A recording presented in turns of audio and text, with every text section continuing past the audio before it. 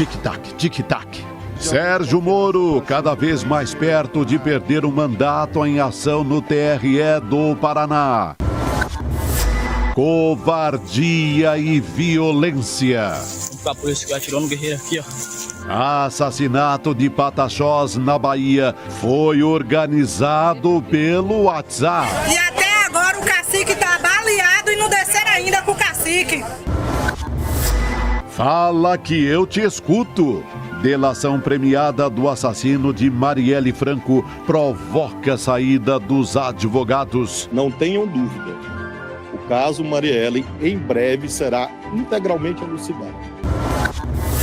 Governo anuncia mega financiamento para a indústria nacional e até a oposição elogia. E que o objetivo aqui, me parece, que é para a gente chegar no final dos 3 anos, a gente ter uma coisa concreta. O ICL Notícias, segunda edição, está no ar.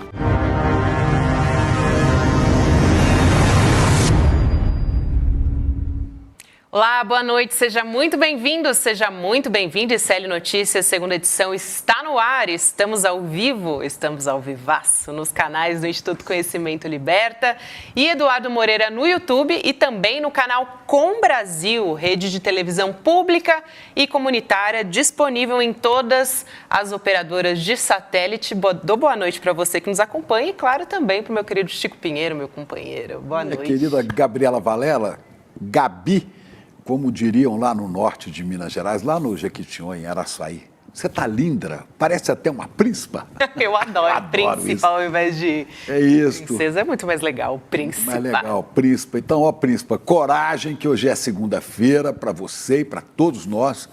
Cada semana aqui é um desafio, né? A gente vai levando o país e tentando vencer as intempéries. E a gente começa com muita notícia, né, Chico, nesse começo de semana. Você acompanhou, para você que assistiu o ICL Notícias primeira edição, Juliana Dalpiva trazendo detalhes exclusivos a respeito dos desdobramentos da morte da vereadora Marielle Franco, e do motorista dela, o Anderson Gomes. Daqui a pouco tem Juliana Dalpiva também trazendo informações exclusivas para a gente no ICL Notícias segunda edição. Não vou adiantar o assunto, já ela chega aqui com a gente para conversar sobre essas informações que ela apurou, Chico. É quente. Pois é. Juliana acompanhando de perto todo esse processo, né? De delação de Rony Lessa. Ela tem novidades para nós. Daqui a pouquinho a gente vai conversar com ela. A possível delação, se confirmada, se homologada, de Rony Lessa pode, né, esclarecer de uma vez por todas essa questão que aflige o Brasil e o mundo. Há 6 anos, dia 14 de março, vai fazer 6 anos que Marielle Franco e Anderson Gomes, seu motorista, foram barbaramente assassinados no Rio de Janeiro. E Rony Lessa é apontado como o homem que atirou. Não sei se ele confessa isso, mas de qualquer maneira, quem estava no carro com ele disse que foi ele mesmo, né? Então, vamos aguardar aí. Daqui a pouco a Ju traz informações. Mas não só pela questão de desvendar o mistério de quem foi o mandante ou os mandantes e por que mataram Marielle, o depoimento de Rony Lessa, Gabi, amigos do ICL, ele é muito importante porque ele pode clarear para nós, né, esse submundo da milícia no Rio de Janeiro. Porque a gente sabe que ele era miliciano, ou ligado a milicianos. Ele, o Adriano da Nóbrega, né? Isso era chefe do escritório do crime, né? E nós sabemos que ligados a milicianos, nós temos também o Queiroz, aquele famoso Queiroz que se escondeu na casa do Wassef, lembra? Né? Tem mais gente ligada a miliciano. Jair Bolsonaro, que disse que as milícias deviam vir para o Rio, que faziam bem à cidade, porque protegeriam pessoas, né? O filho dele, o senador Flávio Bolsonaro, que empregava a mulher e a mãe de Adriano da Nóbrega, no gabinete. Quer dizer, é todo um imbróglio. Não estou dizendo com isso que os Bolsonaros, né? Inclusive Jair Bolsonaro morava no mesmo condomínio onde estava Rony Lessa. Não vamos antecipar nada dizer que Bolsonaro tem a ver com o assassinato de Marielle. Agora, que tem ligações com milicianos, eles todos têm, sempre tiveram, né? Ou condecoraram o miliciano na cadeia. Bolsonaro mandou condecorar, né? Então, essa questão de se entender. O Rio de Janeiro está vivendo uma guerra de criminosos. Ora é guerra do tráfico, ora é guerra da milícia. O Rio está em guerra como estaria, né, nos anos 30, Chicago e Nova York com a máfia. Você viu o Poderoso Chefão, né? Então acompanhou isso, né? Ou veja agora a guerra também do Jogo do Bicho, que tem aí essa série da Globoplay, né? Vale o Escrito, que é também um pouco da origem dessas milícias. Ontem, como é que o Rio de Janeiro está vivendo essa guerra? Ontem, às 8:50 da noite, às 20h50, o senhor Sérgio Rodrigues da Costa Silva estava com a sua namorada num quiosque, é esse cara aqui, estava num quiosque da Praia do Recreio dos Bandeirantes. É uma continuação da Barra da Tijuca, né? Esse verão, as pessoas estão ali na praia, à noite, num quiosque, quando chega um cara e mata a sangue frio, aí está a cena, né? O bandido entra e mata o Sérgio Rodrigues da Costa Silva. A namorada dele não foi atingida. Mas ele é quem? Ele é Sérgio Bomba. Ele é Sérgio Bomba, né? Você está dando para ver aí. Ele é conhecido como Sérgio Bomba. Ele é miliciano, ele extorquia dinheiro de comerciantes, grilava terras e clonava carros roubados. Ele já foi preso também em 2017. Era chefe da milícia de Sepetiba, né, que é uma região do Grande Rio. E era, ao que tudo indica, do bando do Zinho. Zinho, um chefe de milícia que se entregou à polícia em dezembro. Parece que o Zinho se entregou para não morrer, porque sabia que o bicho estava pegando, né?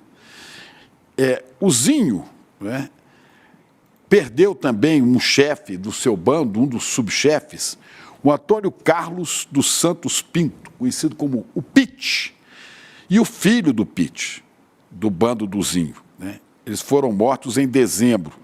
A milícia de Sepetiba é que matou esse cara. Provavelmente matou porque está tendo uma guerra dessas facções milicianas, né? Está havendo uma guerra para domínio de território.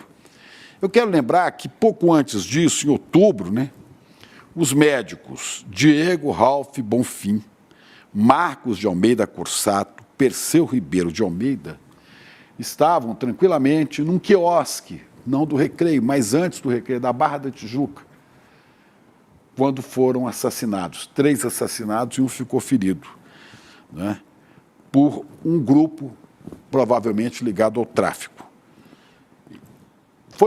Foram mortos, um deles foi morto por engano, porque foi confundido com Tailon de Alcântara. Tailon de Alcântara é também um miliciano que o tráfico queria matar, da região do Rio das Pedras. Rio das Pedras, junto com a Muzema, é uma região dominada por milício, ali próximo ao Itaiangá, Golf Clube, também na zona oeste do Rio. Região frequentada, né, e muito próxima do Queiroz, o Queiroz mesmo, o homem da família Bolsonaro, né? No dia seguinte, a polícia foi procurar quem matou os médicos. Foi um escândalo nacional isso. Mas 4 suspeitos desse assassinato foram encontrados mortos dentro de seus carros. Estavam mortos dentro dos carros e a polícia do Rio teria recebido um telefonema, né, de um chefe. Olha, podem ir em tal e tal lugar que os corpos já estão lá, já fizemos justiça. Quer dizer, a polícia do Rio de Janeiro, estado governado pelo Cláudio Castro, que por sua vez é hoje investigado pela Polícia Federal, citado por um ministro do Superior Tribunal de Justiça, suspeito, acusado de corrupção de desvio de R$326 mil e mais $20 mil da Fundação Leão 13. E que disse, para espanto geral, neste fim de semana, que se tivesse tudo tranquilo no Rio, ele voltaria à Disney para buscar a esposa e os 2 filhos que ficaram lá. Governador, tranquilo, o Rio de Janeiro não vai ficar tão cedo, quanto mais com esse desgoverno no Estado. Onde estava a polícia do Rio de Janeiro, que agora tem até um secretário de segurança, não tinha, Cláudio Castro nomeou um, este nomeado tinha sido policial federal em Brasília e foi colocado na Superintendência de Brasília também por Flávio Bolsonaro. Veja o imbróglio disso, né? Mas a polícia do Rio de Janeiro, ao invés de se antecipar, investigar, usar toda a tecnologia possível e disponível para pegar milicianos, ela desaparece quando esses crimes vão acontecer. Ora, essa é a cidade turística, a capital turística mais importante deste país, o Rio de Janeiro. Cantado em verso e prosa no mundo inteiro.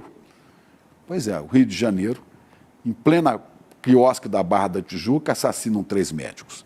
Depois assassinam um miliciano em outro quiosque, mais à frente, na... Só um morreu, né, no caso dos médicos, mas de qualquer forma, né? Pois é. Né?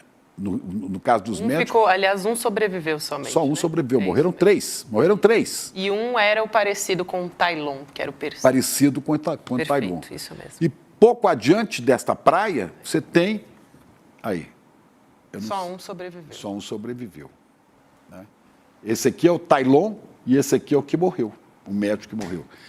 Agora, logo adiante, chega um sujeito, tira o revólver e atira na frente de todo mundo antes das 9 da noite. Quer dizer, que belo convite aos turistas oferece a cidade do Rio de Janeiro. Onde está... Eu não estou falando de um crime que acontece lá no meio da comunidade, eu não sei das quantas, na Zona Norte, num beco, numa viela. Não! Eu estou falando de assassinatos na orla mais famosa do Brasil, a orla do Rio de Janeiro, onde a polícia, nessas horas, não aparece. Né? Muita gente chega a pensar, será que a polícia já sabia que ia acontecer aquilo ali? Como acontece nos filmes da máfia, né? Quando o mafioso ia matar um chefe de quadrilha da máfia, ia matar outro, a polícia já era informada e saía de perto para não sobrar, a operação não dar errado e não sobrar para ela. Quer dizer, é preciso esclarecer isso no Rio. E o governador parece que quer voltar à Disney. Se possível, se tudo estiver calmo. Olha, o governador pode ir à Disney quando ele quiser. Pelo visto, não está fazendo falta nenhuma na cidade do Rio de Janeiro. Né? Melhor essa imagem dele. Aí, se divertindo na Disney. Em São Paulo, 5 policiais, em situações diferentes, não foi junto, né? Não estavam juntos, 5 policiais foram assassinados, possivelmente por traficantes na semana passada. Qual a reação do governo Tarcísio de Freitas, o governador Tarcísio de Freitas? Ele diz que quer mostrar que o Estado vai atuar e anuncia nova etapa da Operação Escudo. A Operação Escudo é aquela operação que aconteceu numa comunidade do Guarujá, na Baixada Santista, em julho, onde, em retaliação, em revanche à morte de um policial, a polícia de São Paulo executou 28 pessoas, sem contar denúncias de tortura e assassinato, execuções de inocentes. Bom, foram 28 em retaliação, em vingança ao assassinato brutal de um policial, que a gente lamenta profundamente, como lamentamos os 5 agora. Quer dizer, pela questão de lógica, se foi um e mataram 28, então agora vão matar o quê? São 5, 140, 140 e poucos? Não sabemos, né? 140 seria a conta redonda. Então, quando o governador Tarcísio de Freitas fala que o Estado vai atuar e que anuncia nova etapa da Operação Escudo, isto não só não resolve o problema, como leva intranquilidade a milhares de famílias que moram em regiões pobres, em favelas, em comunidades, porque sempre são eles os alvos de arbitrariedades, de violência, de execuções. Quer dizer, está faltando a Rio e São Paulo técnica, a investigação, se bem que a Polícia de São Paulo tem se desdobrado para isso, né? A Polícia de São Paulo, usando câmeras corporais em policiais, conseguiu, em 3 anos, reduzir à metade o número de policiais mortos em ações com bandidos. Agora o governador disse que ia congelar, cortou 15 milhões de reais do programa de câmeras corporais. Mas a gente sabe que bons policiais, oficiais corretos, querem as câmeras porque protege não só o policial, como protege também pessoas inocentes que podem ser assassinadas. Vamos aguardar qual vai ser realmente a saída para essa história, se vai ser uma polícia que age segundo técnicas de investigação, né, e dentro da lei, porque se for fora da lei, aí não precisa de câmara nem nada, aliás, não precisa nem de polícia, deixa, como o Rio de Janeiro, bandidos matarem bandidos. Bom, para terminar essa história, nós vamos falar aqui hoje também da polícia da Bahia, do governador do PT, o governador Jerônimo, parece que não consegue ter controle sobre a PM da Bahia. Pois a PM da Bahia, que é a mais letal, a que mais mata no Brasil, proporcionalmente ao número de habitantes, a que mais mata é a polícia da Bahia. A polícia da Bahia ajudou fazendeiros, 200 fazendeiros, né, num ataque a indígenas do povo Pataxó, chama, né? E nesse ataque, com a ajuda da PM, esses fazendeiros mataram uma líder indígena, que é a Pajé ou Magé, como algumas pessoas falam, né? E balearam o cacique. A questão da segurança pública, portanto, extrapola, né, a questão estadual, porque os governos não dão conta nem de bandidos, nem de suas polícias. Isso aponta para a necessidade de um plano realmente nacional de segurança pública que o ministro Flávio Dino começou a implantar e que deve ter continuidade sob a gestão no Ministério da Justiça do ministro Lewandowski. Então, vamos aguardar o desfecho disso tudo. E são os assuntos dessa segunda-feira. Você vê que não é fácil, né? A segunda tem que ter coragem para enfrentar a semana. Mas daqui a pouco Juliana Dalpiva vai trazer informações sobre Rony Lessa, que pode esclarecer, portanto, o assassinato de Marielle e pode nos iluminar um pouco para a gente entender o submundo do crime, muitas vezes em relações promíscuas com a polícia do Rio, com a questão da segurança, no tráfico e nas milícias. Vamos ver, né? É isso que a gente tem para abrir, infelizmente, nessa segunda-feira. Daqui a pouco não, Chico. Já? Nesse instante, Juliana Dalpiva chega para conversar com a gente. Ela tem uma bomba de última hora envolvendo justamente o caso Marielle e também a delação de Rony Lessa. Boa noite para você, Juliana. Prazer falar contigo mais uma vez, agora virtualmente. Já conta para a gente o que você tem aí. Boa noite, Ju. Boa noite. Boa noite, gente. Eu tô com a minha internet, eu acho que levemente falhando aqui. Vocês estão me ouvindo direitinho? A gente consegue te ouvir. Tá um pouquinho assim, um chadinho de leve, mas dá pra gente te entender. Vamos nessa. Ah, então tá bom. Talvez, deixa eu só fazer uma breve alteração aqui. Vamos ver se a gente... Agora a gente não te ouve mais. Acho que o seu fone desconectou.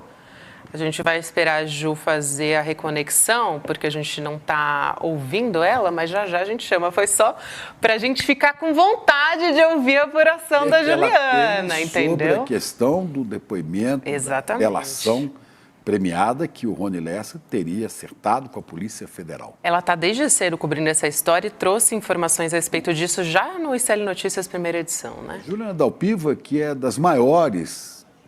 né, que nós temos na área do jornalismo investigativo. Isso, perfeito.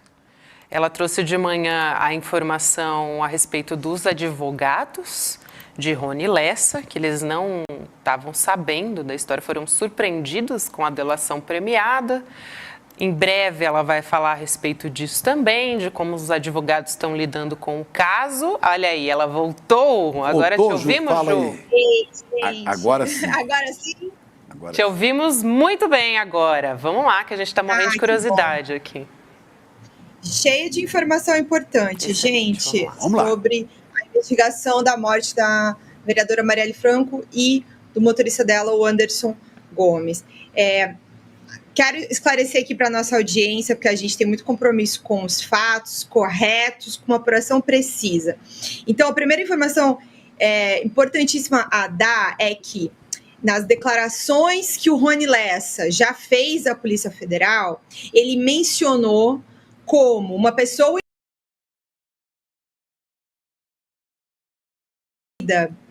no caso e que está sob investigação, uma pessoa que tem foro de prerrogativa de função.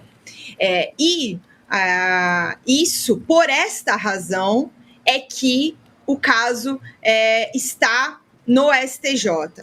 Mas, ainda para a gente ser bem preciso, o que é que está no STJ? É um documento preparatório para a delação premiada. E aí é que vem uma informação também bastante importante para a gente acompanhar nas próximas semanas. O acordo de delação premiada, ele ainda não está pronto. Ainda está numa fase de corroboração. E aí, o fato de tudo isso estar vindo à tona, e agora a gente tem a obrigação de esclarecer para as pessoas compreenderem o que está acontecendo, porque tudo isso está sob sigilo, é que como ele ainda não está, sequer o documento em si está pronto para ir para a homologação, então ele também está correndo risco. Esses depoimentos do Rony já foram prestados, mas eles estão lá coletando provas, né? A Polícia Federal está coletando provas para poder, de fato, elucidar o crime. E o que eu também ouvi nas últimas semanas, e especialmente hoje, é que, de fato, está muito perto da conclusão, do esclarecimento do caso. E que não é só em função da delação do Rony. Então, todos esses dados vindo à tona agora, nesses últimos dias, estão preocupando demais ali os investigadores do caso, porque como o acordo ainda está pendente, ele também pode não sair. Então, a gente tem que ter muito cuidado com toda a informação que a gente passa aqui. A gente, mais cedo, e essa correção eu faço questão de fazer, a gente afirmou que o acordo já estava em fase de homologação, então eu quero fazer essa correção. Ele está numa fase ainda de corroboração e esse documento ainda não está para ser homologado lá no STJ.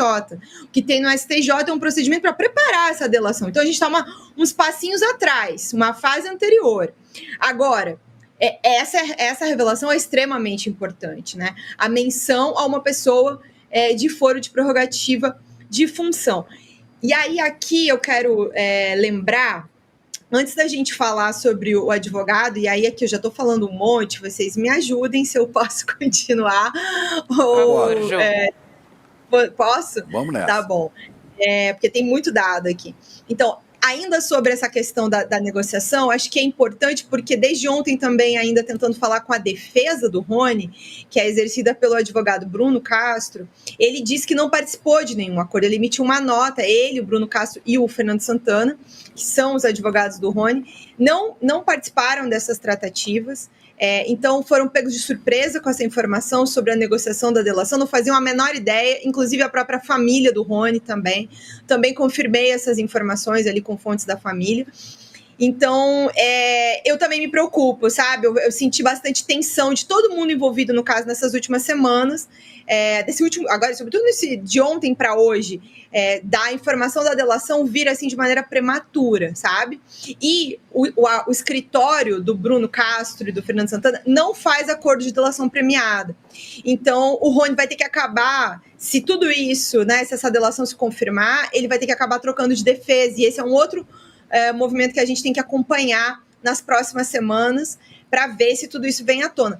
E aí, para as pessoas entenderem, né, a delação do Elcio, que não apontou mandante e foi feita em junho do ano passado, ela foi homologada na primeira instância no Tribunal de Justiça no Rio de Janeiro. Bom, Ju, só uma coisa, explica quem é o Elcio, né? Isso. Para nós, quem é o Elcio, a delação do Elcio, e o que é prerrogativa de foro, porque muita gente também não está entendendo ainda, né?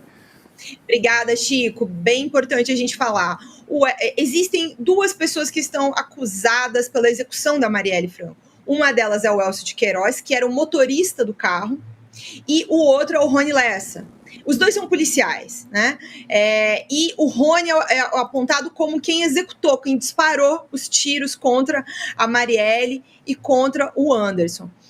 Mas os dois estão presos, acusados pelo crime desde 2019, por uma investigação da Polícia Civil, mas principalmente do Ministério Público do Rio de Janeiro.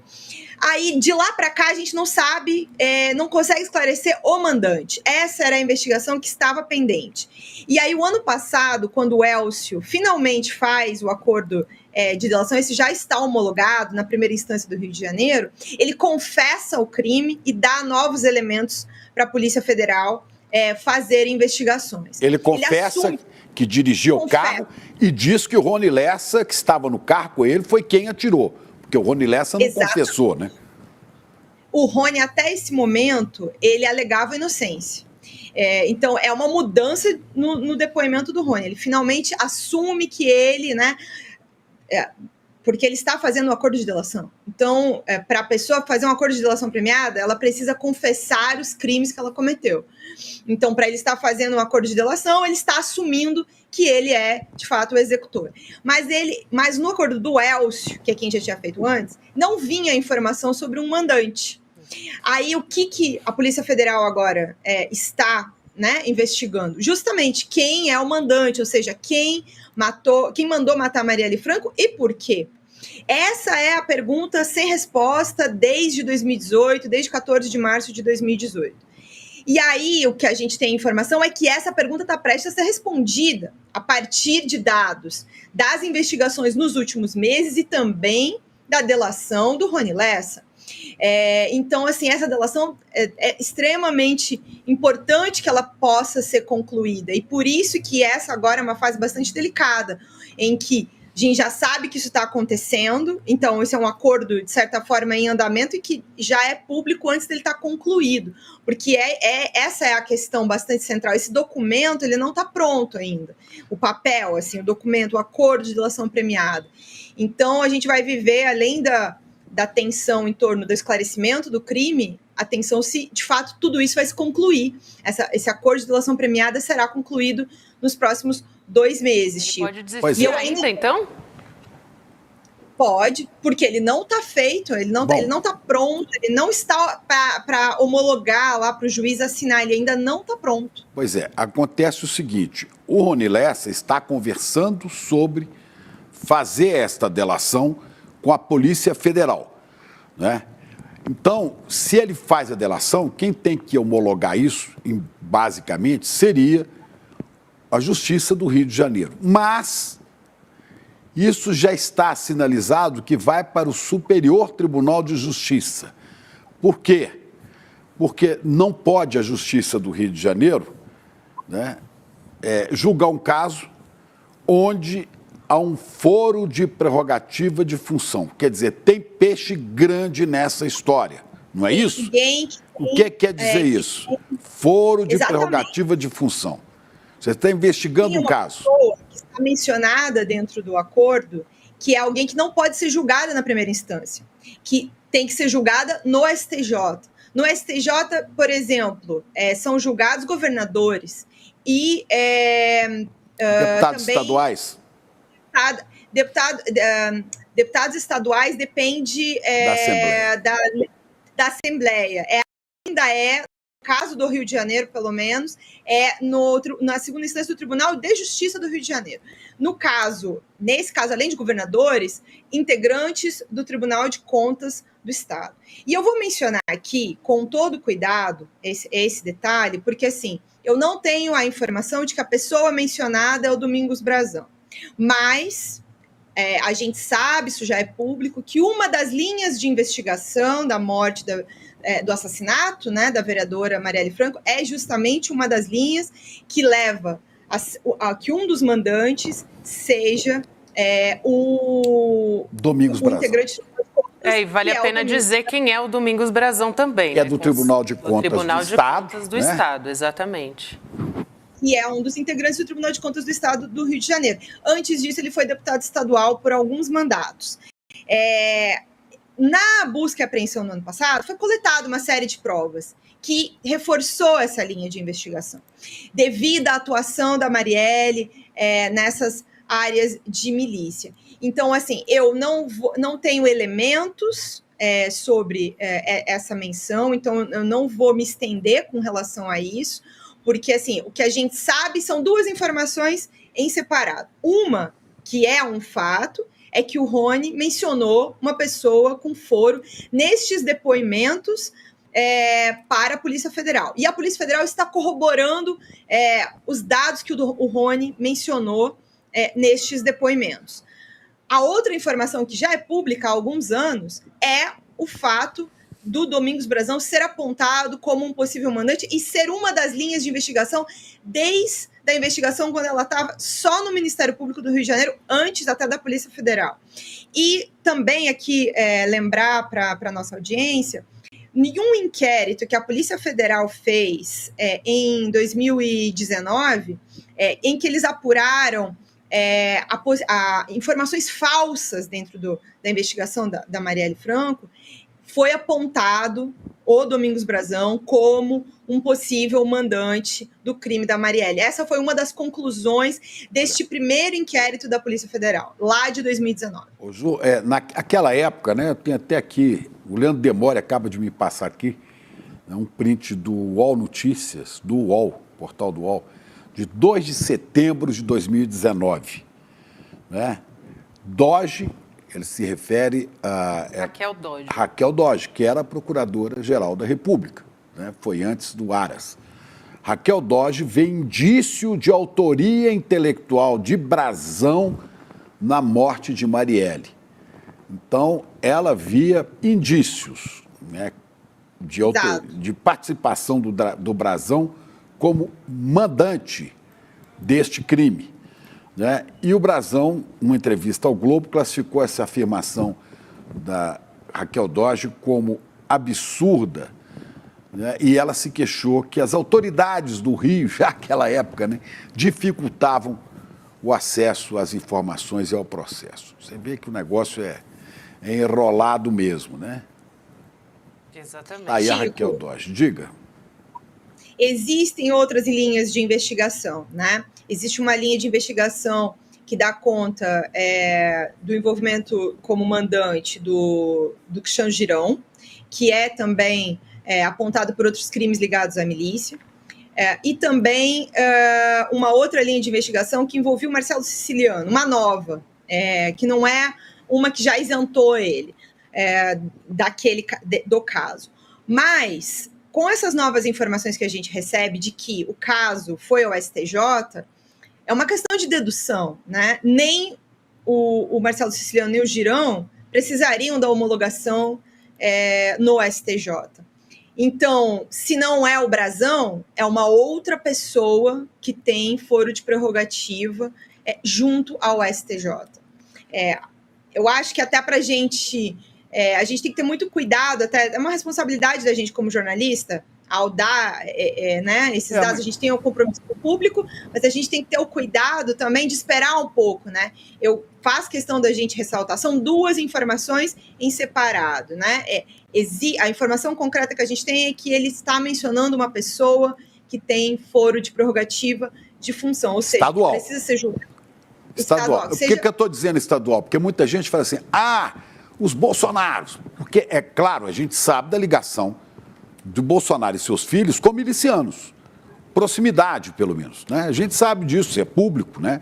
Defendia milicianos, o Flávio Bolsonaro empregava no gabinete a mãe e a mulher do Adriano da Nóbrega, que era do escritório do crime, miliciano e tal. Então muita gente acha, não está se falando agora, porque se atingisse o deputado federal, senador Eduardo e Flávio, ou Jair Bolsonaro, você teria que levar isso para o Supremo Tribunal Federal.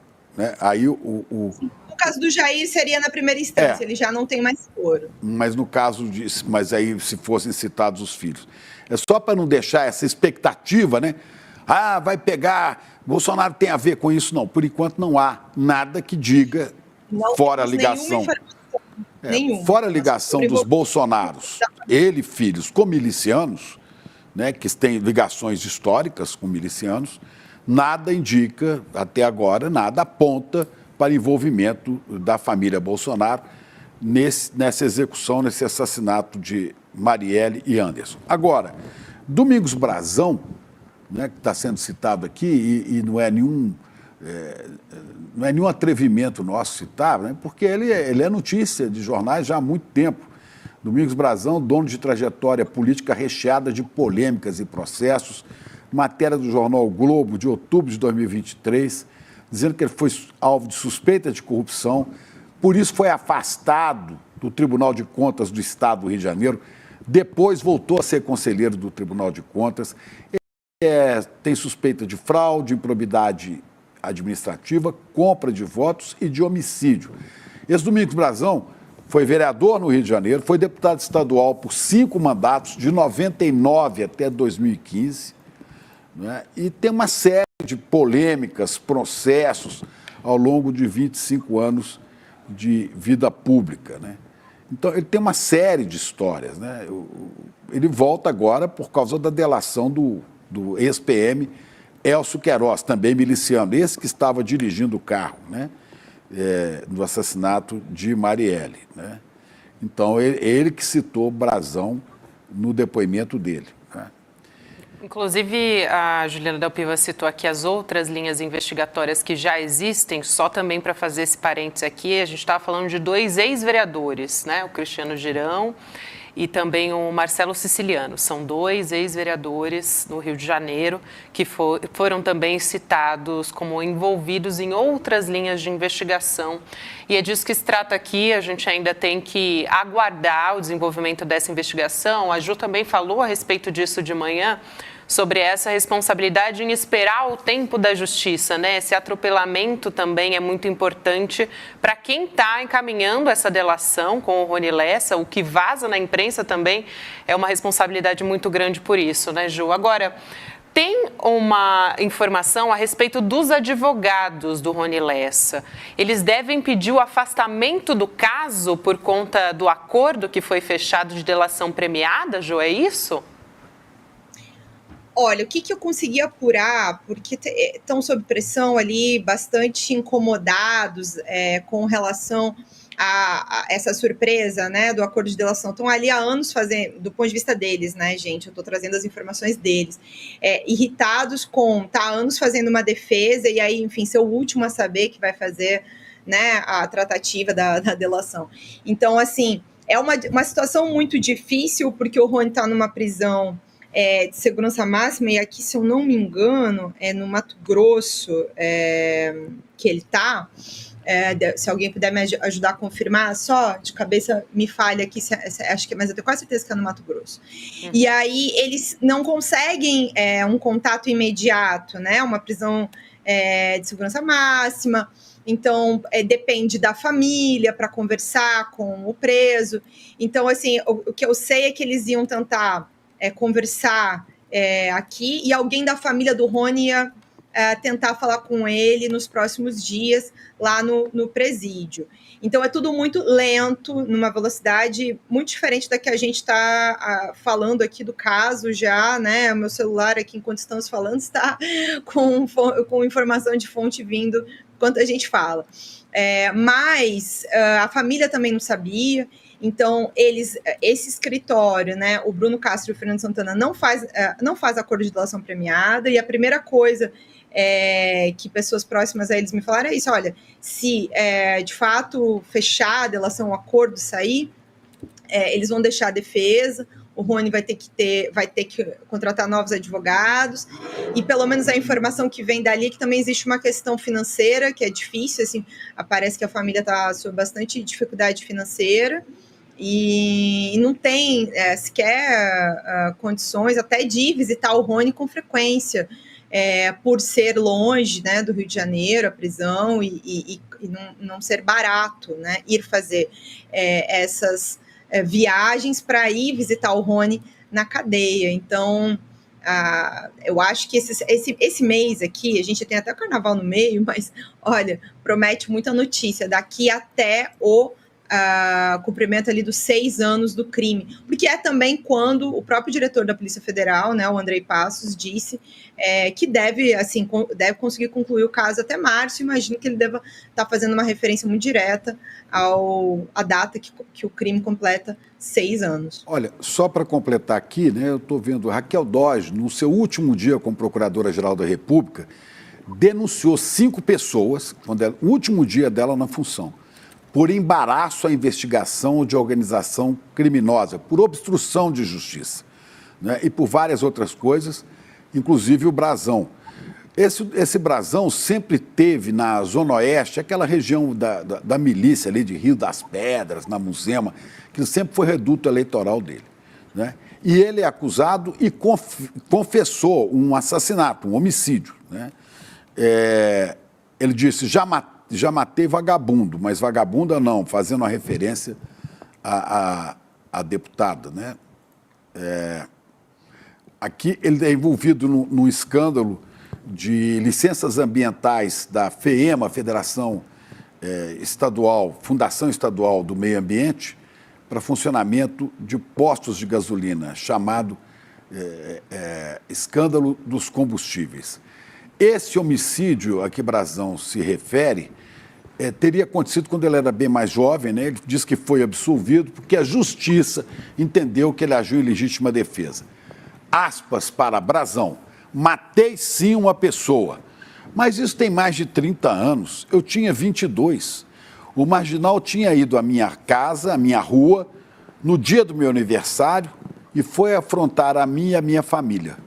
Matei, a justiça me deu razão, disse o então deputado Domingos Brasão, agora conselheiro do Tribunal de Contas do Estado, que naquela época tinha uma briga brava com a ex-deputada Cidinha Campos, ex-radialista e deputada, muito aguerrida, né?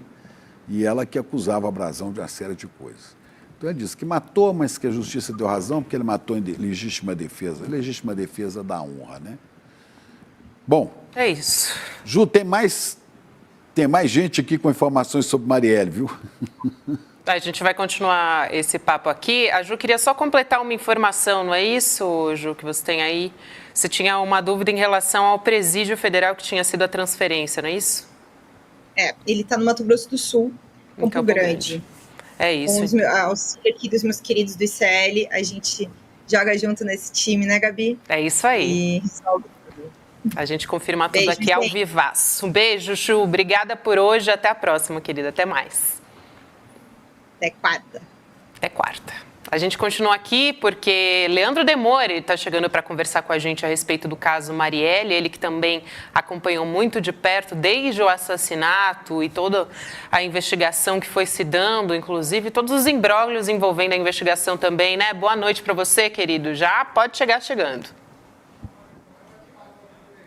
E tá sem som. Sem som? Agora sim. Agora sim. Muito bem. Boa noite, pessoal. Muito obrigado a todo mundo. Obrigado pela audiência que nos acompanha. E que bom a gente ter informação fresca da Ju, né? A Ju que conhece bastante esse caso também. Muita gente, ao longo desses anos, falou muita coisa sobre o caso Marielle, porque se tornou um caso muito notório, e principalmente esse possível envolvimento da família Bolsonaro como mandantes. Eu tenho alertado isso há muitos anos também, a Juliana falou hoje de manhã também no ICL Notícias primeira edição. A gente tem que ter cuidado com essas coisas, né, gente? A ligação da família Bolsonaro com esses grupos mafiosos, ela é conhecida e documentada. Sobre isso não há dúvida nenhuma. Relação próxima, íntima, de amizade com alguns, relação de trabalho com outros. Vamos lembrar que a esposa e a mãe do Adriano da Nóbrega, que acabou sendo assassinado depois, que era considerado aí o líder desse escritório do crime, que nada mais é do que uma quadrilha de matadores, que é um braço armado da milícia, um grupo de assassinos que fazia assassinatos por encomenda, trabalharam nos gabinetes da família Bolsonaro. Essa ligação é bem conhecida. Agora, daí a gente tomar a distância, né, Gabi? Para não colocar assim, muita gente fala nas redes sociais há muito tempo que os Bolsonaro mandaram matar a Marielle e tal. A gente tem que ter cuidado com isso, porque, como bem salientou a Ju, nada nas investigações informações indica que isso possa ter acontecido. Claro, nós não temos a conclusão do caso, a gente não sabe o que é que vai aparecer no final de tudo isso, e lembrando, essa investigação ela foi muito poluída desde o começo, teve testemunha falsa que apareceu para jogar a investigação para outro lado, teve 5 trocas de delegado em investigação, teve delegados muito complicados aí que depois foram até investigados e até mesmo responderam processo por vender, por chantagear criminosos, porque o Rio de Janeiro, para quem não sabe, tem um esquema há muito tempo já, né, de alguns policiais que investigam ilegalmente criminosos, Chico e Gabi, e depois, ao invés de fazer investigação para prender essas pessoas, chegam lá, batem na casa das pessoas ou ligam para elas e falam, a gente sabe dos seus esquemas aqui, então a gente vira sócio do esquema e a gente não identifica vocês, né? Então, a grande questão é essa. Tem 2 coisas importantes, pegar um pouco carona no que a Ju falou aí, em relação ao Brazão. A gente não sabe o nome de quem estaria nessa investigação, é uma pessoa com prerrogativa de foro, como a Ju bem detalhou pra gente aqui. Agora, o nome do Brazão, ele roda na boca aí, principalmente da ex-procuradora-geral Raquel Dodge, desde 2019, um pouco mais de um ano depois do crime. A Raquel Dodge já falava, ela chegou a falar literalmente, olha, o Brazão... Ela não acreditava que o Brazão seria a pessoa que teria matado Marielle, mas ela chegou a chamar o Brazão, na época, de mentor intelectual do crime, como se fala popularmente, mandante, né? O mentor intelectual é o mandante. A história, ela andou e a Raquel Dodge seguiu dando declarações sobre isso. Depois que a Raquel Dodge saiu da Procuradoria-Geral da República, ela submergiu um pouco da vida pública, mas ela voltou a falar nesse caso no ano passado. Ela deu uma entrevista ao jornal o Globo, ela voltou a repetir que o Brazão pode ter interferido, sim, nas investigações, e no começo desse ano, a repórter Carol Castro, lá no Intercept, 15 dias atrás, publicou que, mais uma vez, novos documentos foram apensados à investigação, documentos, muitos desses oriundos da Operação Intocáveis, que foi a maior operação nos últimos anos, que investigou vários grupos milicianos, e esses documentos da Operação Intocáveis foram apensados na investigação em relação a Marielle, e são documentos que têm a ver com o Brazão. Então, o que se sabe, por enquanto, de pessoas que poderiam ser citadas numa delação, a gente tem o nome do Brazão. E aí, Chico e Gabi, só fazendo aqui um comentário que eu acho importante as pessoas terem isso em mente. O delator, eu sempre falo isso, a primeira coisa que passa na cabeça de um delator não é entregar o sistema mafioso no qual ele está envolvido. A primeira coisa que passa na cabeça de um delator é se safar. Então, se diz muito assim que o delator não pode mentir e não pode omitir, porque senão a delação dele pode cair e ele pode sofrer as duras penas da lei. Ora, mas cabe aos investigadores e ao MP e à justiça descobrir se o delator está mentindo ou omitindo. Um delator, sempre que ele puder, ele vai contar a história mais factível possível, e no geral a gente tem, pela experiência já de alguns anos cobrindo delação, e delações não só no Brasil, mas também no exterior, de casos que eu conheço muito mais intimamente, inclusive casos de delação na máfia italiana, por exemplo, isso se repete no Brasil de algum modo. O delator, em geral, ele empurra, Chico e Gabi, para o abismo quem já está muito próximo dele. Então, a história do Brazão, ela pode fazer sentido, porque o Brazão já está todo enrolado nesse caso. Então, digamos assim, não custaria muito para um delator fazer o empurrão final no Brazão, né? Agora, a gente tem que ter cuidado com essa delação, primeiro, para olhar provas. A gente sempre fala isso aqui, fizemos uma entrevista com o Tony Garcia na semana passada. O Tony Garcia não é um delator, mas é uma pessoa que vem fazendo muitas denúncias em relação ao Moro e ao Deltan e à Lava Jato, que parecem muito factíveis, são importantes, estão sendo investigadas agora pelo Supremo Tribunal Federal, mas nós precisamos ver as provas. O delator fala muitas vezes o que quer e o que não quer. A gente viu casos de delações aí que no fim das contas não deu em nada, Palocci, Delcídio Amaral e vários outros. Então a gente tem que esperar a conclusão do inquérito, ver quais provas são apensadas e o que é que o Elcio e o Rony Lessa conseguem adicionar a essa investigação, que a partir do momento que ela foi parar na mão da Polícia Federal, ela andou um pouco mais, fazendo justiça aí também em menção, como eu já falei, a Operação Intocáveis, ao trabalho de algumas promotoras do Ministério Público do Rio de Janeiro, porque algumas outras tinham problemas ali dentro. Foi divulgado, inclusive, anos passados, que uma das promotoras do Ministério Público fez campanha para o Bolsonaro, estava com a camiseta do Bolsonaro na eleição, né? Isso é uma coisa, um absurdo numa investigação como essa. Então, para a gente ter um pouco de cuidado com isso, mas, como disse a Ju, o nome que está circulando há um bom tempo, não é segredo para ninguém, seria o nome do Brazão. Então, isso é o que está mais ou menos aí no horizonte. Agora a gente vai esperar para ver o que vai acontecer. Demore, como disse o Rubens Valente, né, repórter da Agência Pública, eu achei que ele falou muito bem sobre isso nas redes sociais, a avaliação da veracidade de uma delação depende da qualidade das provas do delator, né? Então, sem acesso a isso, a gente não pode concluir nada. Não só das provas, mas da indicação, porque se ele não tem as provas, mas se ele tiver o caminho para as provas e a polícia constatar, o Ministério Público constatar, está feito, né? É isso. Isso. Agora, tem duas coisas importantes aí, Chico, que uma delas é delação, ela não é prova por si, ela é meio de prova, para as pessoas entenderem. Se você quebra o sigilo bancário de uma pessoa, a quebra por si não é prova. A prova será obtida a partir do momento em que você analisar os dados. Então, a quebra é meio de prova. A delação é meio de prova. Só que tem uma coisa importante, que até a Ju lembrou aqui, que não pode passar desapercebido. O que a Marielle estava... Qual seria o motivo do assassinato da Marielle? Né? Um assassinato sempre tem um motivo. Ninguém assassina ninguém sem motivo. Tanto é que nós temos crimes bastante objetivos, como, por exemplo, o feminicídio, que é assassinar uma mulher pela condição dela ser mulher. Então, esse é o motivo do assassinato do feminicídio. Qual seria o motivo do assassinato da Marielle Franco? Um deles, talvez, atingir o Marcelo Freixo indiretamente, é uma coisa que o Freixo já falou, e outro deles, a Marielle vinha mexendo, na época que ela era vereadora, com o plano diretor da cidade para pegar justamente essas áreas griladas no Rio de Janeiro, as construções ilegais de prédios que são construídas pela milícia e também o roubo de saibro e de outros materiais de algumas áreas que acontecem também no Rio de Janeiro, em áreas públicas ou devolutas, por exemplo. E isso bate com as preocupações do Brasão, porque o Brasão já enfrentou processos em relação a isso. Então, parece que a coisa vai se fechando e, de novo, isso não é nada novo, isso já está aí, a Raquel Dodge já falou desde 2019, está há 4 anos falando sobre isso, 5 anos falando sobre isso. Então, agora a gente tem que esperar a conclusão, mas bem lembrado, como falou o Rubens Valente, a delação é um meio de prova e depende da qualidade das provas ou da indicação que os delatores vão dar. Lembrando, de novo, o delator vai buscar salvar o seu pescoço. Esse é o papel de todo delator, gente. Tá? O delator não é que de uma hora para outra ele virou um santinho e ele vai entregar o crime. O cara vai pensar também em se proteger. O cara está numa penitenciária, ele sabe que ele pode sofrer consequências na penitenciária caso ele entregue alguns esquemas que não podem ser entregues. Ele sabe que ele pode, no limite, ser assassinado, como aconteceu com várias queimas de arquivo ao longo do caso Marielle. 2 delas, aliás, no ano passado, há pouco tempo. O Adriano da Nóbrega foi morto na Bahia, pela PM da Bahia, em circunstâncias até hoje não muito bem esclarecidas também.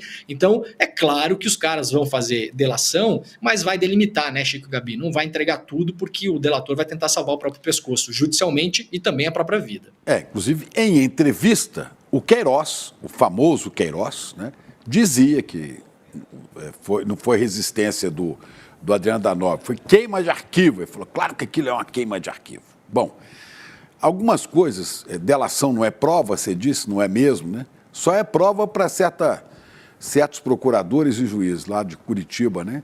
Porque pegavam delação e, a partir daquilo, faziam um PowerPoint, como o Dallagnol fez, como Sérgio Moro, sem provas, mandou prender o então na época, ex-presidente Lula. Agora, voltando a esse caso aqui, Rony Lessa, tem 2 coisas. Primeiro, que eu acho que a gente tem umas coisas a ser esclarecidas no Rony Lessa. Primeiro, como é que ele morava, ele sendo um policial, né? Onde é que vinha o dinheiro? Como é que ele morava no condomínio Vivendas da Barra? E por que ele morava ali, tão próximo, ao lado de Jair Bolsonaro? Quer dizer, não estou dizendo que Bolsonaro tem culpa não, gente. Pode ser. Isso é investigação que vai descobrir. E a história do porteiro, que até hoje não foi esclarecida, do condomínio Vivendas da Barra. Quer dizer, tudo isso precisa ser ainda clareado, né, com o depoimento de Rony Lessa, se colar essa delação premiada, né, Demore? Essas histórias todas foram muito mal investigadas, né, Chico? A própria história do porteiro, que depois, ao que tudo indica, realmente não foi interfonado para casa do Jair Bolsonaro, ele não estava no local, mas depois também surgiu uma informação de que sumiu a história e surgiu a informação depois que não foi verificada. O grande problema do caso Marielle, primeiro que a investigação foi muito poluída né, ao longo do tempo. E segundo, que várias pontas ficaram sem investigação, que poderiam, inclusive, jogar a favor da família Bolsonaro. A própria questão do porteiro. Depois surgiu a informação de que a portaria do Vivendas da Barra teria um PABX, então que ela poderia interfonar para uma casa e aquilo tocar no celular de alguém. Isso nunca foi investigado. Nós vamos lembrar que no dia seguinte, Chico, vamos lembrar que a Polícia Federal estava na mão do Moro e fez uma investigação recorde, né? 48 horas acabou o caso. No dia seguinte da questão do porteiro, o Carlos Bolsonaro fez um vídeo na guarita de segurança mexendo no sistema, mostrando as ligações, falou que pegou o computador, que levou o computador não sei para onde, quer dizer, a custódia de uma possível prova assim, foi para o espaço. Então a gente não pode falar que tem relação com a família Bolsonaro, agora que várias coisas que poderiam ser investigadas em relação à família Bolsonaro não foram, porque o Bolsonaro foi protegido na época pelo Sérgio Moro e pelo Augusto Aras. Agora, o Rony Lessa não corre risco, né? Ele, o próprio Elcio Queiroz, ele não corre risco. Ele está lá guardado, está preso. Mas será que a família dele não corre risco? Alguém pode chegar e avisar para ele, olha, não abre o bico, que senão seus parentes, né, sua família vai pagar caro por isso. E a gente sabe como é o faroeste, como é o gangsterismo no Rio de Janeiro. Lá no Brasil inteiro, mas no Rio de Janeiro está escancarado. Com milícia. Isso na história da máfia italiana da Cosa Nostra se chama vendetta cruzada, né? Vingança cruzada, né, Chico? Você não pode matar alguém, você mata um familiar.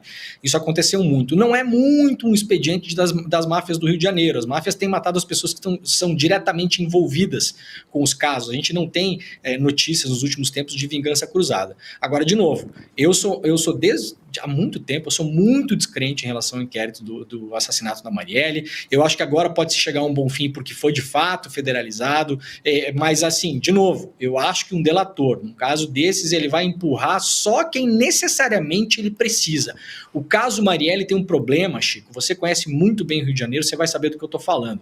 O caso Marielle tem um problema que é o seguinte, se você começar a puxar os fios da investigação, você vai encontrar vários esquemas criminosos que rodam na Polícia Militar do Rio de Janeiro, na Polícia Civil do Rio de Janeiro, nos tribunais de contas, na política, em lobistas, em pessoas que ocupam o Palácio Guanabara ou ocuparam em um determinado momento, que não necessariamente sabiam que a Marielle seria assassinada, não são ligados ao assassinato, não são mandantes, mas são as mesmas pessoas que há anos ou décadas até mesmo cometem vários crimes e giram em várias turmas de criminosos no Rio de Janeiro. Vale lembrar, só para encerrar e para as pessoas terem um pouco da noção do que eu estou falando, o escritório do crime, ele é uma costela mafiosa e esses caras, eles eram inicialmente lá atrás policiais militares, a maioria deles, policiais ou ex-policiais, mas muito policiais na ativa, que foram contratados pelos bicheiros do Rio de Janeiro para servir como seguranças. E aí o negócio foi crescendo, quando começam as máquinas caça-níqueis no Brasil. Tem uma revolução na história das máfias brasileiras, o bicho e a máfia no Brasil tem o antes da máquina caça-níquel e o depois da máquina caça-níquel. Quando a máquina caça-níquel ela chega no Brasil, o faturamento é o equivalente a quando a máfia italiana traficava cigarro e começa a traficar heroína. Aquilo vira um faturamento que aqueles caras nunca viram tanto dinheiro na vida. E aí as famílias de bicheiros que lidavam com isso, principalmente a família Paes Garcia, que é uma família que até hoje tem uma guerra interna na família, ela começa a dar algumas áreas para que esses seguranças, como o caso do Adriano, controlem essas áreas para eles. E aí esses caras acabam ficando muito mais poderosos, muitas vezes, do que os próprios bicheiros, porque, além de tudo, eles eram os senhores das armas, eles eram os caras que tinham fuzil, que sabiam atirar, que sabiam planejar um assassinato, que sabia fazer o jogo de máfia em relação a crimes de rua, que os bicheiros, no geral, não faziam ainda na época. Então, é isso, né, Chico? Você vai puxando uma coisa quando você está batendo lá no bicheiro, né? Agora, tem uma outra questão aqui que a Gabi vai levantar, que é Sérgio Moro, que é outro assunto para tratar com você, Demore. Mas antes disso, eu queria só te provocar um pouquinho, porque eu tinha falado isso logo na abertura, aqui no editorial de abertura, é que a delação de Rony Lessa não só pode jogar luz sobre a questão do assassinato de Marielle e Anderson, como pode também nos fazer entender como é que esse esquema mafioso, criminoso, assassino das milícias e a promiscuidade nas relações da milícia com o poder público, né? Eu acho que isso é muito importante.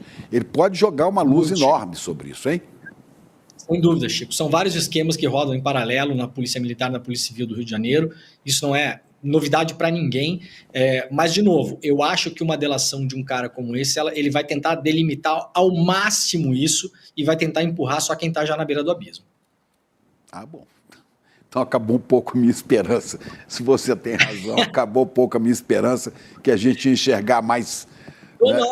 Tomara, Chico. De maneira mais ampla essa coisa, esse tempo de crimes e de máfias e de assassinatos no Rio de Janeiro. Bom, vamos lá. Vamos para Sérgio Moro, então. Vamos para Sérgio Acabaram Moro? as férias forenses. Quem está, inclusive, nessa expectativa agora é o Sérgio Moro, né, Demore? A qualquer momento, o Tribunal Regional Eleitoral do Paraná pode pautar, e vai pautar, né, o caso que pode cassar o mandato do Moro como senador. Ele responde a ações que são movidas pelo PT e pela União Brasil por abuso de poder econômico. Na pré-campanha para senador, que foi lá em 2022, o Ministério Público Eleitoral diz o seguinte, ele já se manifestou pela cassação, que esses gastos chegaram a 2 milhões de reais, que são considerados excessivos. A gente tem, inclusive, um detalhamento desses gastos que a nossa equipe preparou aqui. A gente vai pedir para colocar aqui na tela, o Gabriel Vento vai colocar para a gente. E a gente vai ver também um trecho do laudo daqui a pouquinho. Mas olha só, as principais despesas apontadas pelo MP, de acordo com o Podemos, tem um detalhamento... 160 mil reais, por exemplo, que é a mais alta, foram despesas relacionadas a um evento da filiação. 129,8 mil, despesas com viagens, depois vem assessoria política para plano de governo, serviços de segurança, 20,8 mil e por aí vai, né? Locação de veículos e tal. A gente tem também uma outra arte que eu vou pedir para a nossa equipe colocar aqui também, dessas despesas que são apontadas pela União Brasil.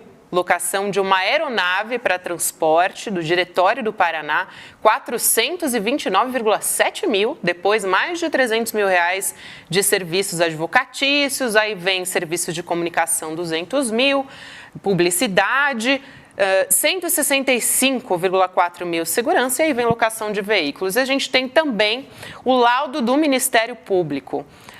A gente tem essa ação de investigação judicial eleitoral, um trechinho aqui que eu vou ler para vocês também, detalhando. A lisura e a legitimidade do pleito foram inegavelmente, termo usado aqui no laudo, comprometidas pelo emprego excessivo de recursos financeiros nesse período de campanha eleitoral. Afetar os bens jurídicos tutelados pela AIJE, esse AIJE, a gente está falando dessa ação de investigação judicial eleitoral, só para você que está acompanhando entender. O reconhecimento de abuso de poder econômico é medida que se impõe, ou seja, essa informação a gente tem do Ministério Público, não é isso, Leandro?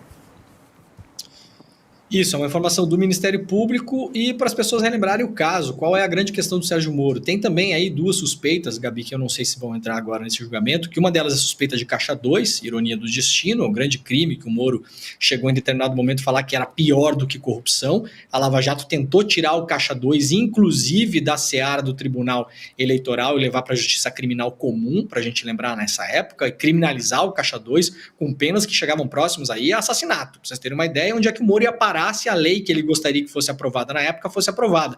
As tais das 10 medidas contra a corrupção e depois o Plus teve depois, né, os 50 medidas contra a corrupção, as novas medidas, sei lá como é que foi o nome que os caras deram lá. Isso é uma coisa. A outra coisa, em relação aos gastos advocatícios, que passam de 330 mil reais, há uma suspeita também de que o Moro tem usado um ex-funcionário dele, um ex-estagiário, um advogado, para lançar esses valores como se fossem despesas advocatícias, mas na prática usá-los para fazer campanha diretamente. Então, essas coisas todas agora vão ser analisadas. O Moro é um candidato que a suspeita é que ele tem usado mais dinheiro do que os outros. Qual é o problema disso? O problema disso é que há uma lei no Brasil, uma regra, que diz o seguinte: você vai concorrer a senador pelo estado do Paraná. Você não pode ter, porque as eleições no Brasil já são profundamente antidemocráticas, porque se elege no Brasil quem gasta na campanha.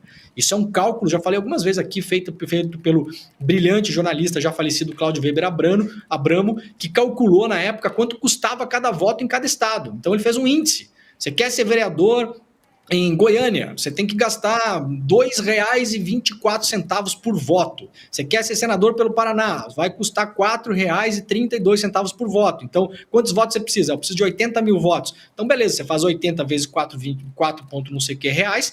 É isso aí, se você gastar isso aí, você é eleito. E funcionava, viu, Chico e Gabi? Era um índice que funcionava de fato. O poder econômico vence eleições no Brasil. Só que são eleições que já são profundamente antidemocráticas, porque quem não tem dinheiro não consegue se eleger. É só a gente ver a fotografia do nosso Congresso, a gente vai ver quem está lá, ou a pessoa tem dinheiro ou a pessoa conhece quem tem para financiar a campanha dela. Mas tem um limite. Você não pode gastar, você não pode ter um candidato no Paraná, por exemplo, que vai concorrer ao Senado, que vai gastar R$500 mil e aparecer o Sérgio Moro gastar 2 milhões, 3 milhões, 4 milhões. Obviamente, você não sai numa eleição com paridade de armas, você não sai, para usar um termo jurídico que o Moro não conhecia quando era juiz também. Você não sai numa eleição com uma disputa igual, porque o outro candidato vai aparecer muito mais. O Moro gastou R$500 mil com um avião. Então, enquanto o Moro conseguia, como candidato, estar num dia em Foz do Iguaçu, fazer um evento de campanha, depois pegar o avião e ir para Maringá, e depois pegar o avião e ir para Paranaguá. Conseguia fazer 3 eventos de campanha num dia, o outro candidato que quisesse ser senador pelo Paraná conseguia fazer não conseguia fazer nenhum, conseguia fazer um a cada 2 dias, porque não tinha esse dinheiro para gastar. Então, esse é o grande ponto que vai ser julgado agora. Lembrando que nós falamos na semana passada sobre o caso. São 7 desembargadores que vão votar, e a vida do Moro não deve ser fácil por ali, apesar do fato de que apareceu na semana passada uma desembargadora que seria muito próxima do Moro, mas ela no máximo pode dar um voto favorável ao Moro ou pedir vistas. O entendimento geral... Perdão, Chico. Na prática, está cassado. Dificilmente ele escapa da cassação no Paraná. Difícil, Chico. O prognóstico para o Moro é muito difícil. Ele está num momento sem apoio político já há um bom tempo, né? A imagem do Moro vem sendo desgastada desde 2019 com a Vaza Jato, depois se desgastou com os bolsonaristas que ainda o apoiavam com a divulgação do vídeo da reunião ministerial do Bolsonaro e a saída do governo. O Moro hoje é um político isolado, não tem apoio, e mesmo que ele se safe no Tribunal Regional do Paraná, o que é muito improvável, o caso ainda pode subir para o TSE, onde a vida dele vai ser ainda muito mais difícil, porque ninguém vai passar pano para o Moro lá em cima. Bom, mas também é o seguinte, se ele é cassado no TRE, ele pode ficar no cargo de senador e recorrer ao Tribunal Superior Eleitoral, né? Pode.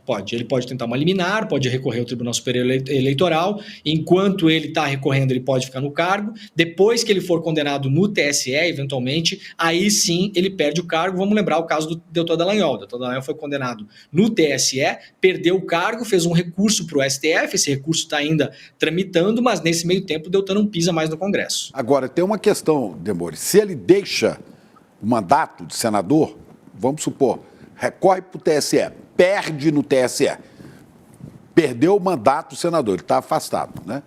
Aí se vem outro processo, ou outros processos, lembrando aqui o caso Tony Garcia. Como é que é? Ele é senador, não é senador? Eu não sei, ainda terei que perguntar isso para alguém da área do direito. Ele será julgado em primeira instância ou, no caso da abertura de processos com aquelas denúncias terríveis do Tony Garcia, ele vai ser julgado por um juiz de primeira instância. Isso eu não sei. Não sei se você apurou isso aí. Possivelmente ele vai ser julgado na justiça comum, seja no Supremo, seja fora, por essas questões do Tony Garcia. Por quê? Já tem um entendimento já do Superior Tribunal Federal, do STF, há muitos anos, de que os crimes que têm prerrogativa de foro, eles têm que ser cometidos na vigência do mandato e em função dele. Então, vou dar um exemplo bem simples para as pessoas entenderem. Se o cara é senador e ele comete um crime na vigência do mandato, pela lógica, ele tem direito ao foro no STF ou, se é no caso do senador, no STF. Agora, se ele comete um assassinato, o assassinato não é em função do mandato, né? Ninguém assassina alguém em função do mandato, salvo o melhor juízo. Então, mesmo nesse caso da pessoa sendo senador, ele vai responder possivelmente na justiça comum. No caso do Moro, que o Tony Garcia vem denunciando, são fatos passados desde 2004. Mas tem outra questão. Não estava nem perto. Mas tem outra questão. A mulher do Moro, Rosângela Moro, é deputada federal.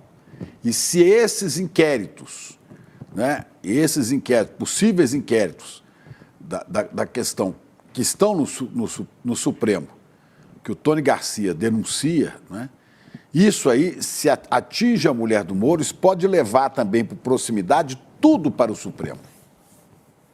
Pode. E pode acontecer também, Chico, do Supremo, por uma questão de cautela dos investigadores. O que acontece algumas vezes também? A Polícia Federal faz uma investigação e remete isso ao Ministério Público Federal.